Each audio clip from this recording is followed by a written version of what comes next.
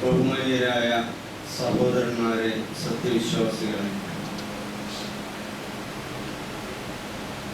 ജീവിതത്തിൻ്റെ എല്ലാ മേഖലകളിലും സർവശക്തനായ, സർവഗുണസമ്പൂർണനായ, മഹോന്നതനായ അല്ലാഹു സുബ്ഹാനഹു വ തആലയെ സൂക്ഷിച്ച് ജീവിക്കുവാൻ അവന്റെ അന്ത്യദൂതൻ മുഹമ്മദ് റസൂലുള്ളാഹി സ്വല്ലല്ലാഹു അലൈഹി വസല്ലമയെ പിന്തുടർന്ന് ജീവിതത്തെ ചിട്ടപ്പെടുത്തുവാൻ എല്ലാ ഓരോ സഹോദരന്മാരോടും വിനീതമായി അഭ്യർത്ഥിക്കുകയാണ്. അല്ലാഹു സുബ്ഹാനഹു വ തആല കാര്യങ്ങൾ ശ്രദ്ധയോടെ കേൾക്കുകയും നല്ലത് മാത്രം പിൻപറ്റുകയും ചെയ്യുന്ന യഥാർത്ഥ സജ്ജനങ്ങളിൽ നാം ഏവരെയും ഉൾപ്പെടുത്തി അനുഗ്രഹിക്കുന്നതാണ്. സഹോദരന്മാരെ, പരിശുദ്ധ റമദാൻ നമ്മോട് വിട പറഞ്ഞു. ഒരാഴ്ച പിന്നിട്ടിരിക്കുന്നു. റമദാനിന് ശേഷമുള്ള നമ്മുടെ ജീവിതം എപ്രകാരമാണ് പോയിക്കൊണ്ടിരിക്കുന്നത്? റമദാനിൽ നിന്ന് നമുക്ക് ലഭ്യമായ എന്തെങ്കിലും പ്രത്യേകമായ ഈമാനോ ഊർജമോ തത്വയോ റമദാന് മുമ്പത്തേക്കാൾ കൂടുതൽ നമ്മുടെ ജീവിതത്തിൽ അവശേഷിക്കുന്നുണ്ടോ എന്ന് നമ്മൾ പരിശോധിച്ചു നോക്കേണ്ടതുണ്ട്. റമദാനോടുള്ള വിടപറച്ചിൽ ഒരു വലിയ നന്മയോടുള്ള ഒരു വിടപറച്ചിലായി പോകാതെ റമദാനിന്റെ സ്വഭാവ ഗുണങ്ങൾ വരും കാലത്തേക്ക് കൂടി കൊണ്ടു നടക്കുന്നതിന് റസൂലുള്ളാഹി സ്വല്ലല്ലാഹു അലൈഹി വസല്ലം നമുക്ക് മുമ്പിൽ നിർദ്ദേശിച്ച ഒരനുഷ്ഠാനമാണ് സിത്തത്തും മിൻ ശവ്വാൽ. ശവ്വാൽ മാസത്തിൽ നിന്നുള്ള 6 നോമ്പുകൾ എന്നത്. നബി സല്ലല്ലാഹു അലൈഹി വസല്ലം പറഞ്ഞു, മൻ സാമ റമളാന, ആരെങ്കിലും റമളാനിൽ വ്രതമനുഷ്ഠിച്ചു, ثم أتبعه ستا من شوال, പിന്നെ അതിനെ തുടർന്ന് അയാൾ ശവ്വാലിൽ നിന്ന് 6 നോമ്പ് കൂടി അനുഷ്ഠിച്ചാൽ കാന കസിയാമി ദഹർ, ഒരു കൊല്ലം മുഴുവൻ നോമ്പെടുത്തവനെ പോലെയാണ്.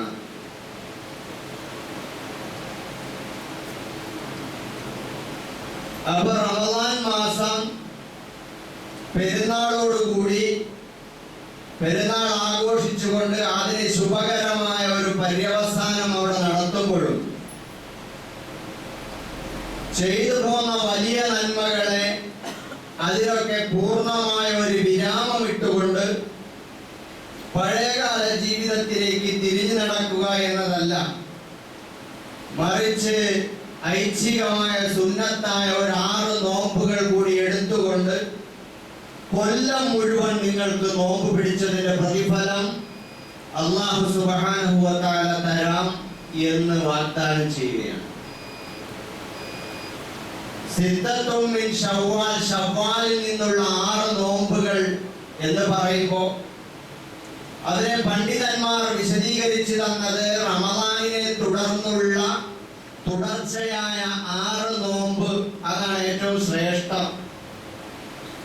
അങ്ങനെ ചെയ്യാൻ കഴിഞ്ഞില്ലെങ്കിലും ശവ്വാലിൽ നിന്ന് എപ്പോഴെങ്കിലും തുടർച്ചയായിട്ടോ അല്ലെങ്കിൽ വിട്ടുവിട്ടോ ഉള്ള 6 നോമ്പുകൾ എടുത്തു തീർത്താൽ മതി, ആ പ്രതിഫലം അയാൾക്ക് ലഭിക്കും എന്നാണ്. ഇമാമികളൊക്കെ അങ്ങനെയാണ് വിശദീകരിച്ചിട്ടുള്ളത്. അതുകൊണ്ട് തന്നെ റമദാനിനോടനുബന്ധിച്ച് ചേർത്തുകൊണ്ട് പെരുന്നാൾ കഴിഞ്ഞതിന്റെ പിറ്റേന്ന് മുതൽ 6 നോമ്പുകൾ പിടിച്ചു തീർക്കാൻ കഴിയാത്തവർ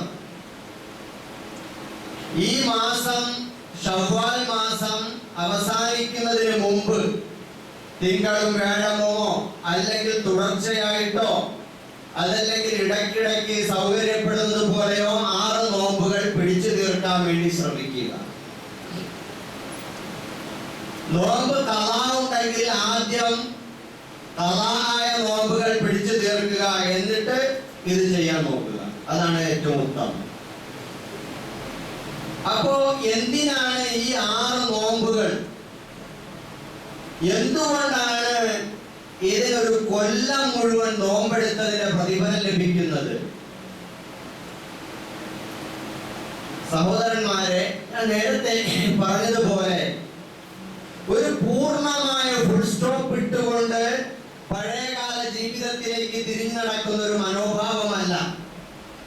നിങ്ങളുടെ മനോഭാവത്തിലേക്ക് വരേണ്ടത് ഒരു മാസം നോമ്പെടുത്തു എന്നുള്ള ഒരു ഭാവമല്ല, ഒരു കൊല്ലം മുഴുവൻ ഞാൻ നോമ്പെടുക്കുകയാണ് എന്ന ഒരു മനോഭാവമാണ് ഉണ്ടാവേണ്ടത്. അതിന് 6 നോമ്പൊന്നും പിടിക്കുക. ഒരു കൊല്ലം മുഴുവൻ ഞാൻ നോമ്പ് പിടിച്ചവരെ പോലെയാണ് എന്ന ഒരു മനോതലത്തിലേക്ക് നമ്മൾ ഉയർത്തുകയാണ് റസൂലുള്ളാഹി സ്വല്ലല്ലാഹു അലൈഹി വസല്ലം. ഒരു മാസം ഞാൻ നോമ്പ് പിടിച്ചു, ഇനി അതൊന്നും ഇല്ല എന്നുള്ള അർത്ഥം മാറിയിട്ട് ഒരു കൊല്ലം മുഴുവൻ ഞാൻ എന്ത് ചെയ്യുന്നു? നോമ്പ് പിടിക്കുന്നത് പോലെയുള്ള ഒരു മനോഭാവം. എല്ലാ ഹറാമുകളിൽ നിന്നും മാറി നിൽക്കാനും എല്ലാ ഹലാലുകളും നന്മകളും ഇബാദത്തുകളും സൽക്കർമ്മങ്ങളും ജീവിതത്തിലേക്ക് കൊണ്ടുവരാനുമുള്ള ഒരു പ്രേരണയാണ്. റമദാനിലെ 30 നോമ്പുകൾ പിടിച്ചു, ഒരു മാസം നോമ്പെടുത്തു. അതോടൊപ്പം 6 നോമ്പ് കൂടി പിടിക്കുമ്പോൾ 36 നോമ്പായി.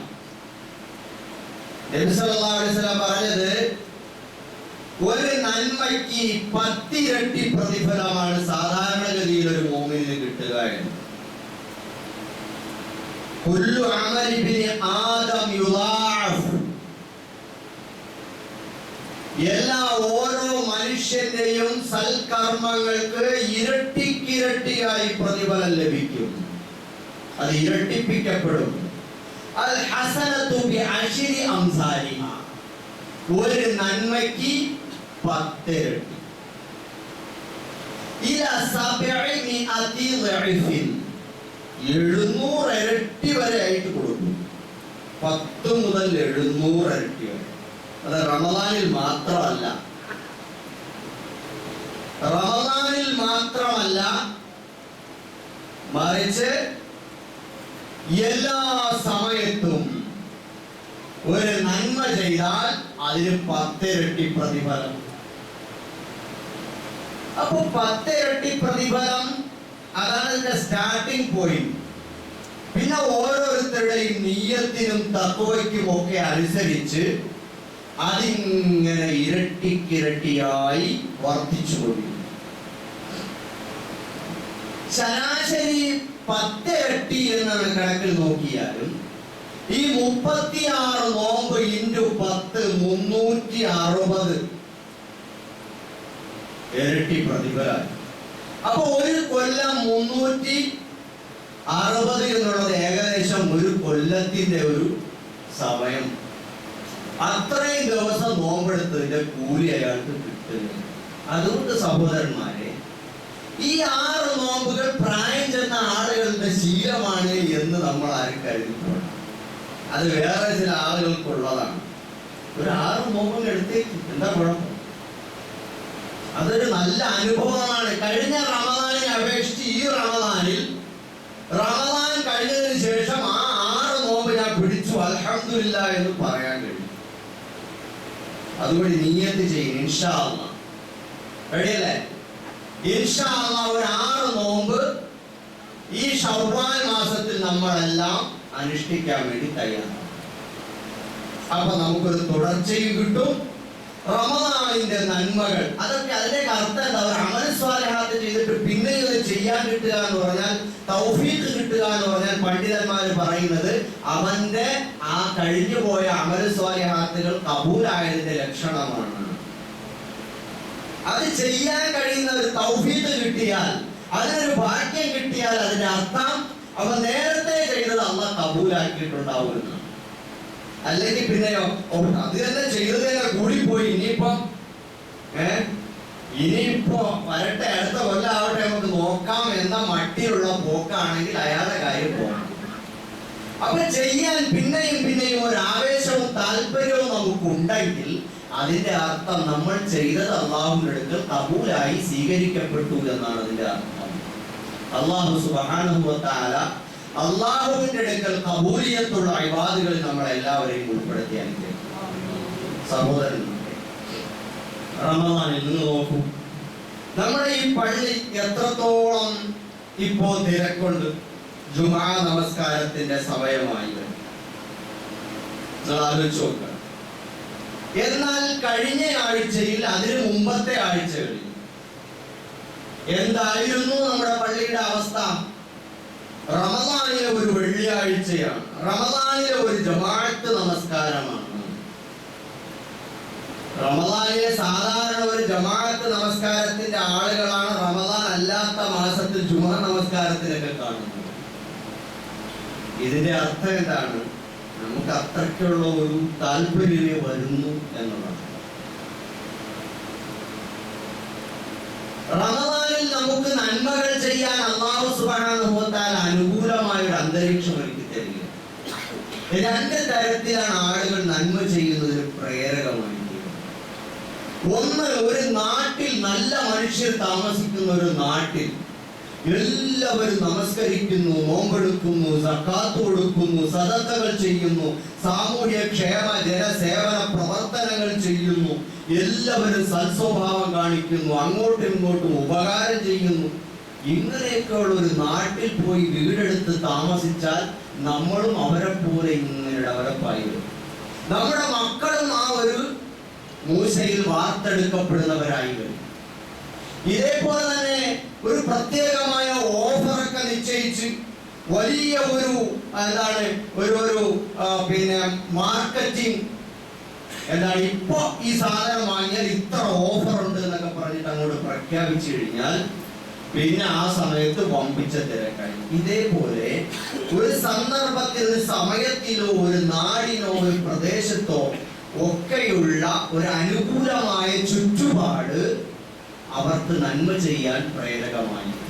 റമദാൻ എന്ന് പറഞ്ഞാൽ ഏറ്റവും പുണ്യമുള്ള സമയമാണ്, ഏറ്റവും പരിശുദ്ധമായ മാസമാണ്, ഖുർആൻ അവതരിച്ച മാസമാണ്, മലക്കുകൾ എപ്പോഴും മനുഷ്യനെ ആശീർവദിക്കാൻ കാത്തു നിൽക്കുകയാണ്, റബ്ബ് ഒരുപാട് പ്രതിഫലം കൊടുക്കുന്ന മാസമാണ്. നമ്മുടെ നാട്ടിൽ അങ്ങനെ മാസത്തെ കുറിച്ച്, സമയത്തെ കുറിച്ച് വലിയ മൂല്യബോധം നമുക്കുണ്ടാവും. അപ്പൊ നമുക്ക് എന്തുണ്ടാവും? ഈ സമയത്ത് നന്മ ചെയ്യാൻ ഞാൻ കൂടുതൽ ഉത്സുകനാണ്. രണ്ടാമത്, എന്റെ നാട്ടുകാർ ഈ സമയത്ത് മുഴുവൻ നോമ്പെടുക്കുന്നവരാണ്, അവരെല്ലാവരും നമസ്കരിക്കുന്നവരാണ്, അവരെല്ലാം നന്മകൾ ചെയ്യുന്നവരാണ്, അവർ നല്ല പ്രവർത്തികൾ ചെയ്യുന്ന സമയമാണ്, അതുകൊണ്ട് ഞാനും അവരുടെ കൂട്ടത്തിൽ. അപ്പോ ഒരു സോഷ്യൽ പ്രഷർ ഉണ്ടാകുമ്പോ, ഒരു സാമൂഹികമായ സമ്മർദ്ദം ഉണ്ടാകുമ്പോൾ നമ്മൾ അതിനനുസരിച്ച് ശരിയാണ്.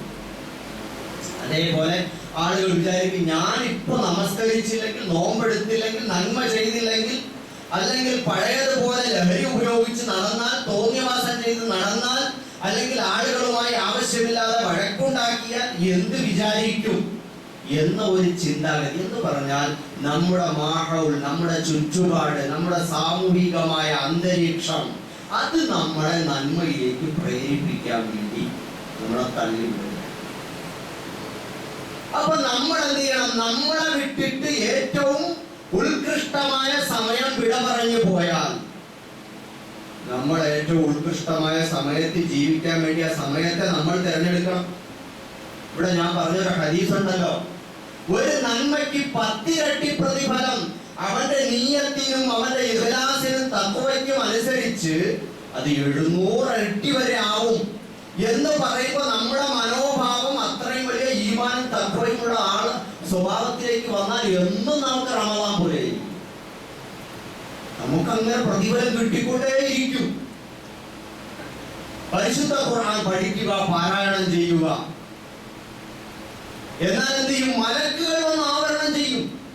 അതിങ്ങനെ ആകാശം മുട്ടെ എന്ത് ചെയ്യും? അല്ലാഹുവിന്റെ അർശിലോളം എത്തി നമ്മൾ അഭിനന്ദിക്കുകയും ആശീർവദിക്കുകയും നമുക്ക് വേണ്ടി പ്രാർത്ഥിക്കുകയും ഒക്കെ ചെയ്യും. ഇത് ലൈലത്തുൽ ഖദറിന് വേണ്ടി കാത്തിരിക്കേണ്ട കാര്യമില്ല.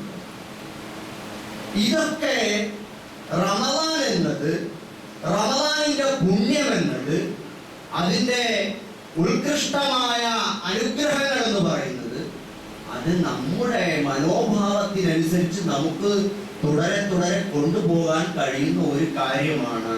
അതുകൊണ്ട് റമദാനിനോട് വിട പറഞ്ഞു പോകുന്ന ആ മനോഭാവം വിട്ട് നമ്മൾ ഇപ്പോഴും റമദാൻ ഏൽപ്പിച്ചു പോയ പുണ്യങ്ങളിൽ വ്യാപൃതരായി അതിൽ കൂടുതൽ ഭയഭക്തിയും ഉത്സാഹവും ആവേശവും കാണിച്ചു പോയാൽ ആ റമദാനിൽ ലഭിക്കുന്ന പുണ്യങ്ങളൊക്കെ ഇനിയും നമുക്ക് കിട്ടിക്കൊണ്ടേയിരിക്കും ഇൻഷാ അല്ലാഹ്.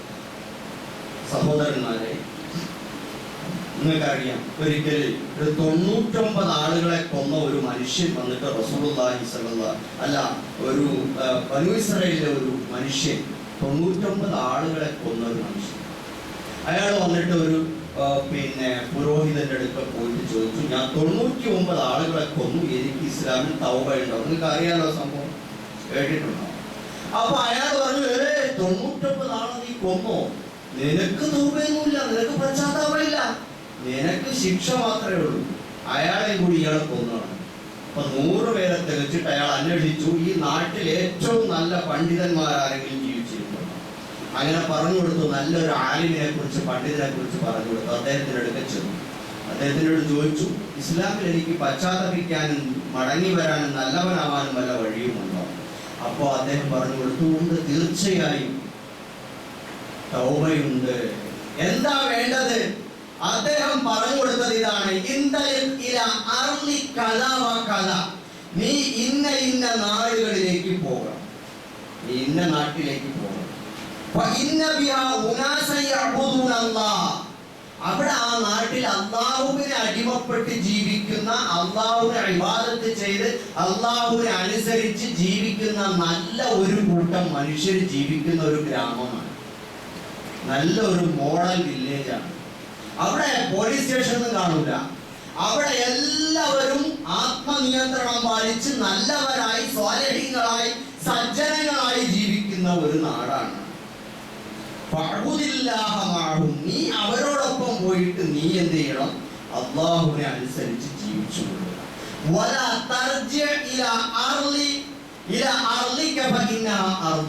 നീ ഒരിക്കലും നിന്റെ നാട്ടിലേക്ക് മടങ്ങി പോകരുത്. അവിടെ ഉള്ളതൊക്കെ മോശം മനുഷ്യന്മാർ.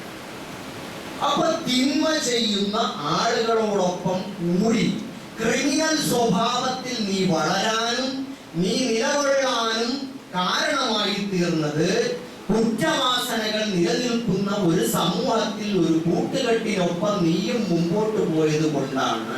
അതുകൊണ്ട് മനഃശാസ്ത്രപരമായ, പ്രാവാചികമായ അല്ലെങ്കിൽ ഇസ്ലാമികമായ അതിന്റെ പരിഹാരം എന്താണ്? നല്ല മനുഷ്യർക്കൊപ്പം ജീവിക്കുക.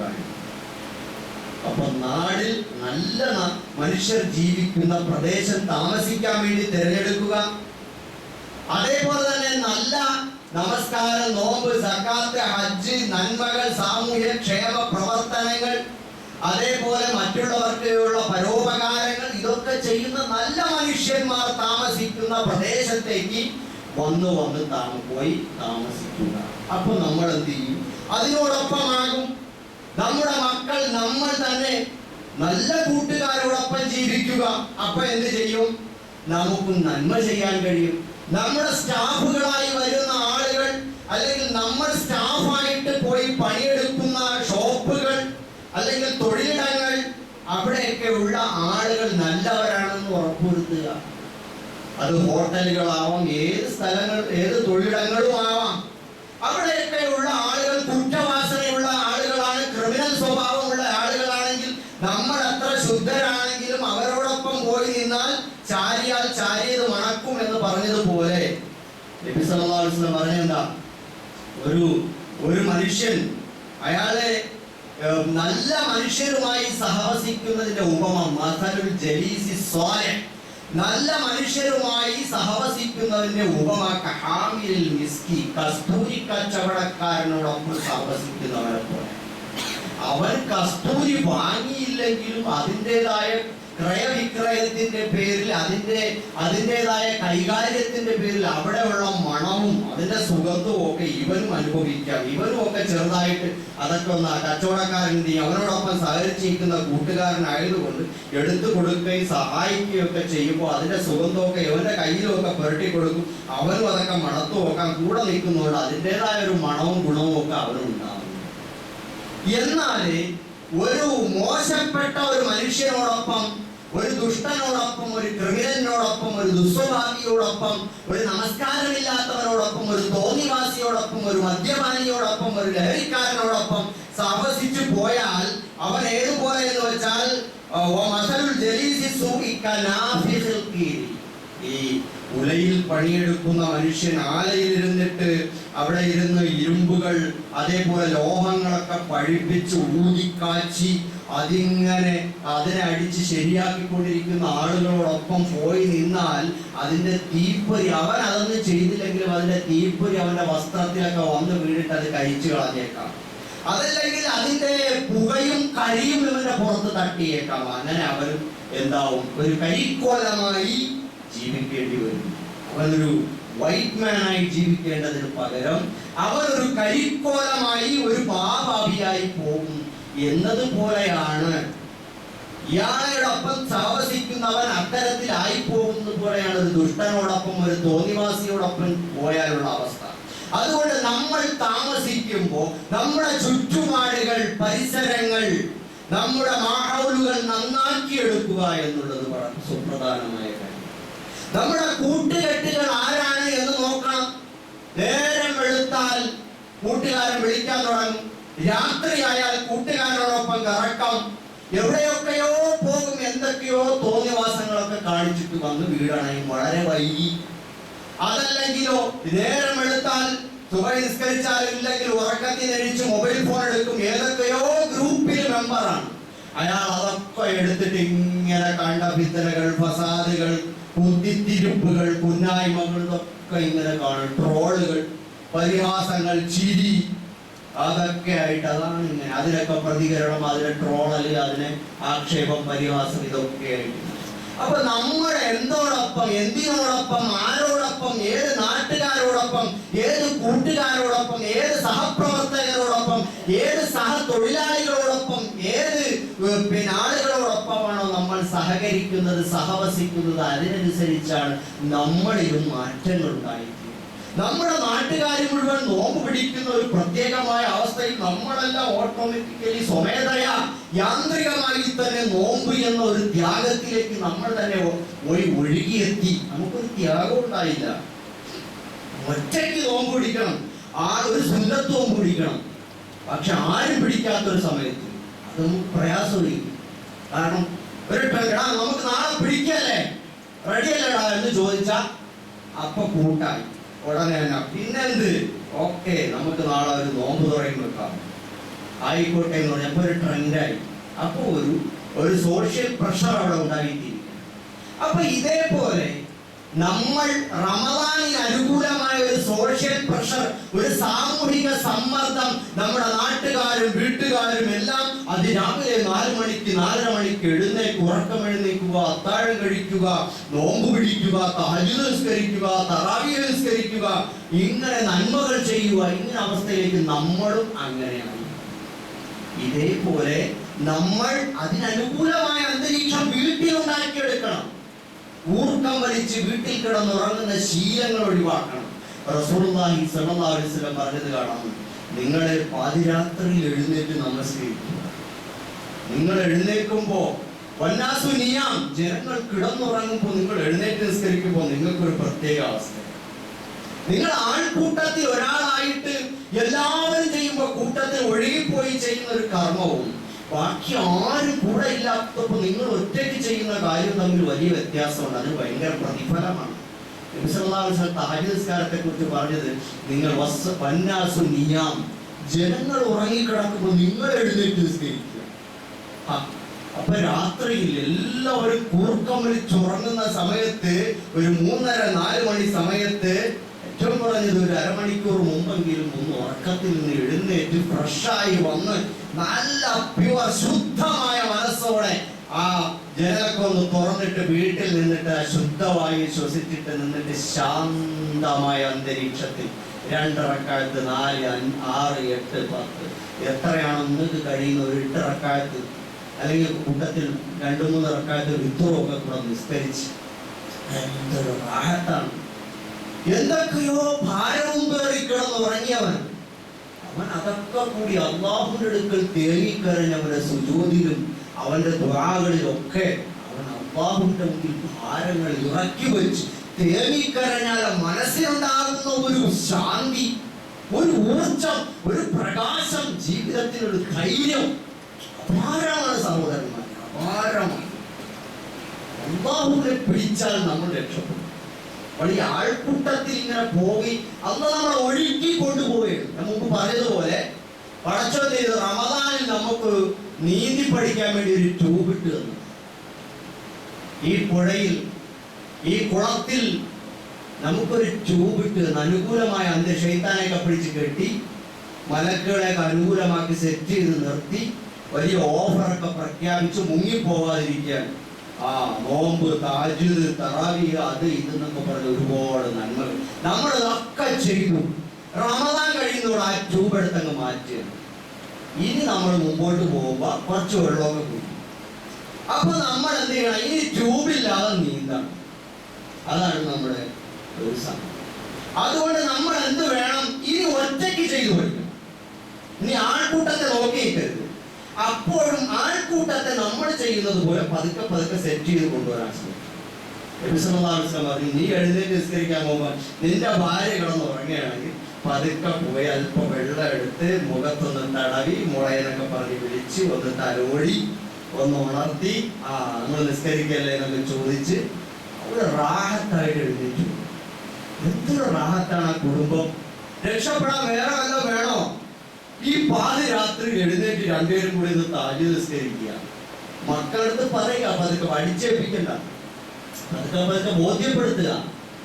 എന്നിട്ട് അവരോടൊക്കെ കാര്യങ്ങൾ പറഞ്ഞു കൊടുത്ത് അവരും ഒരു 2 റക്അത്തെങ്കിലും താജ്ജുദ് നിസ്കരിക്കുന്ന ഒരു ശീലം ഉണ്ടായി വന്നാൽ ഏറ്റവും ബി പോസിറ്റീവ്, നല്ല ഗുണം, ഭയങ്കര എനർജിയാണ്, ഭയങ്കര എനർജി. അല്ലാഹു തആല പറഞ്ഞതാ, "വമൻ യക്ഫുർ ബിത്താഗൂതി വയുമിൻ ബില്ലാഹ് ഫഖദ് ഇസ്തംസക ബിൽ ഉർവത്തിൽ വുസ്ഖാ ലാ ഫിസാമ ലഹാ വല്ലാഹു സമീഉൻ." ആരെങ്കിലും ഈ വ്യാജ ദൈവങ്ങളെ, താഗൂത്തുകളെ ഇതിലൊക്കെ തള്ളിക്കളഞ്ഞ്, എല്ലാ ശൈത്താന്മാരെയും തള്ളിക്കളഞ്ഞ് അല്ലാഹുവിൽ അങ്ങോട്ട് ഉറച്ചു വിശ്വസിച്ചു കഴിഞ്ഞാൽ ഫഖദ് ഇസ്തംസക ബിൽ ഉർവത്തിൽ വുസ്ഖാ, അറ്റുപോകാത്ത ശക്തമായ പിടിവള്ളിയെയാണ് അവൻ മുറുകെ പിടിച്ചിരിക്കുന്നത്. പിന്നെ അവൻ ആര് വേണം? അലൈസല്ലാഹു ബികാഫിൻ അബ്ദ, അല്ലാഹുവിന്റെ അടിമയ്ക്ക് അല്ലാഹ് പോരെ എന്ന് പരിശുദ്ധ ഖുർആനിൽ അല്ലാഹു തന്നെ ചോദിക്കുകയാണ്. സഹാബാക്കൾ പറഞ്ഞു, ഹസ്ബുനല്ലാഹ്, ഞങ്ങൾക്ക് അല്ലാഹ് മതിയായവനാണ്. അപ്പൊ ഇതേപോലെ നമുക്ക് അങ്ങനെ ആയാൽ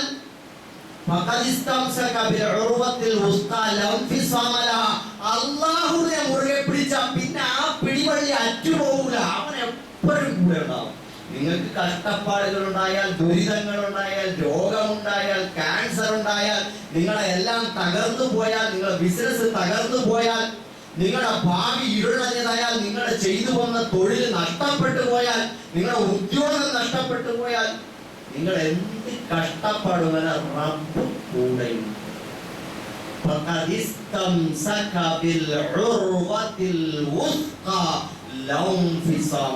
അറ്റുപോവുകയില്ല. വളരെ ദൃഢമായ ഒരു പിടിവള്ളിയിലാണ് അല്ലാഹു മനുഷ്യരെ, മുഅ്മിനീങ്ങളെ, അവന്റെ അടിമകളെ ആ ഇരുളുകളിൽ നിന്ന് പ്രകാശത്തിലേക്ക് നയിക്കുമെന്ന് തുടർന്നുള്ള ആയത്തിൽ അല്ലാഹു പറഞ്ഞു. അതുകൊണ്ട് സഹോദരന്മാരെ, നമ്മൾ ഈ റമദാനിന്റെ ഒഴുക്കിൽ ഓടിയെത്തിയതും പിന്നീട് നമ്മൾ പെരുന്നാളിലൂടെ ഒരു ചെറിയ തിരിച്ചുപോക്ക് നടത്തിയതൊക്കെ നമ്മുടെ സ്വകാര്യമായ ചില കുറവുകളായിട്ട് തിരിച്ചുപോക്ക് ഉണ്ടായിട്ടുണ്ടെങ്കിൽ ജമാഅത്ത് നമസ്കാരങ്ങൾ മുടക്കരുത്. മുമ്പും പിമ്പുമുള്ള സുന്നത്ത് നമസ്കാരങ്ങൾ മുടക്കരുത്. ഖുർആൻ സ്ഥിരമായി കുറച്ചൊന്ന് പാരായണം ചെയ്യുന്ന ശീലം മുടക്കരുത്. ഒരായത്തിന്റെ എങ്കിലും അർത്ഥം പഠിക്കാൻ ശ്രമിക്കണം. അതേപോലെ തന്നെ സദഖകൾ ചെയ്യുന്ന ശീലം ഉണ്ടാകണം. കുടുംബ ബന്ധങ്ങൾ ചേർക്കണം. പരോപകാരങ്ങൾ ഉണ്ടാക്കണം. ജനങ്ങളെ നന്നാക്കാനും അവരെ രക്ഷിക്കാനും വേണ്ടിയുള്ള പ്രവർത്തനങ്ങൾ നടത്തണം. ഇതൊക്കെ ചെയ്യുമ്പോൾ നമ്മുടെ മനസ്സിലാണ് ഇതിൻ്റെതായ അനുരണനങ്ങൾ ഉണ്ടായിക്കൊണ്ടിരിക്കുന്നത്. മനസ്സിന്റെ പ്രകാശം, ഊർജം, ശക്തി, ഈമാൻ വർദ്ധിച്ചു വന്നുകൊണ്ടേയിരിക്കും. അല്ലാഹു സുബ്ഹാനഹു വ തആല അത് നമുക്ക് എല്ലാവർക്കും തൗഫീഖ് തരുമാറാകട്ടെ. അതുകൊണ്ട് കൂട്ടത്തിനൊപ്പം ജീവിക്കുക, നന്മയുടെ കൂട്ടത്തിനൊപ്പം ജീവിക്കുക. നിങ്ങളുടെ കൂട്ടുകെട്ടുകൾ അഴിച്ചു പണിയേണ്ടതുണ്ടെങ്കിൽ പൊളിച്ചു പണിയുക. നല്ല കൂട്ടുകാരെ കണ്ടെത്തുക. വെറുതെ ഇരുന്നിട്ട് തമാശയും കളിയും വിരോധവും അലമ്പും അശ്ലീലതയും എവിടെയൊക്കെയോ പോയി സമയം തുലയ്ക്കുന്ന പണികളും ഒക്കെ മാറ്റിവെച്ച് നന്മയ്ക്ക് വേണ്ടിയുള്ള കൂട്ടുകെട്ടുകൾ അതിനുവേണ്ടി ശ്രമിക്കും. പള്ളിയിലേക്ക് വരുന്ന ആളുകൾ ഇവിടെ വന്നാൽ എന്ത് കൂട്ടുകെട്ടാ നമുക്കുള്ളത്? ഇവിടെ വന്ന ആരും ആരുടെ മുഖത്ത് നോക്കില്ല. ആരുടെ മൊബൈൽ ഫോണൊന്നും ഉപയോഗിക്കുന്നില്ല പള്ളിയിരുന്ന്. പക്ഷെ എന്നാലും ആരുടെ മുഖത്ത് നോക്കെ കൈ കൊടുക്കുക, സലാം പറയുകയൊക്കെ ചെയ്യണ്ടേ? ചെയ്യണോ വേണ്ടേ? സഹോദരന്മാരെ, ചെയ്യണം. നിങ്ങൾക്ക് പരിചയമുള്ളവരാണ്. നിനക്ക് അറിയാമെങ്കിലും അറിഞ്ഞൂടെങ്കിലും നീ അവര് സലാം പറയണമെന്ന് റസൂലുള്ളാഹി സ്വല്ലല്ലാഹു അലൈഹി വസല്ലം. ഇത് നമ്മളിങ്ങനെ ഒന്ന് നോക്കണം. ഈ മൊയ്യാർ ആരാണ്? ഈ ഉസ്താദ് ആരാണ്? ആ നിൽക്കുന്ന മനുഷ്യൻ ആരാണ്? അവരുടെ താടിയുടെ നീളം എങ്ങനെയുണ്ട്? അവരുടെ തലയെക്കെട്ട ഏത് കോലത്തിലാണുള്ളത്? ജുമയ്ക്ക് വന്ന് ഇയാളെ തുടർന്ന് നിസ്കരിക്കാൻ പറ്റുമോ? അല്ലെങ്കിൽ മറ്റേ ആൾ എങ്ങനെയുള്ള ആളാണ്? എന്റെ പാർട്ടിയിൽപ്പെട്ട ആളാണോ? എന്റെ ഉസ്താദിന്റെ ശിഷ്യനാണോ എന്നൊക്കെ ഇങ്ങനെ നോക്കിയിട്ട് അതൊക്കെ കാലം കഴിഞ്ഞു. ഇതൊക്കെ ഔട്ട് ഓഫ് ഫാഷനാണ്. എടുത്ത് കളയണം. ഒന്നും നോക്കരുത്. അസ്സലാമു അലൈക്കും കൈ പിടിച്ചൊരു സലാം പറഞ്ഞ അല്ലാഹുവേ രക്ഷ ഉണ്ടാവട്ടെന്ന് പറയാം. എത്ര ഭയങ്കര മനസ്സാണ് അത് പറയാൻ. പിശുക്ക് കാണിക്കുന്നവൻ അവനെ സ്വർഗത്തിൽ കയറ്റാൻ അല്ലാഹു പിശുക്ക് കാണിക്കുന്നു.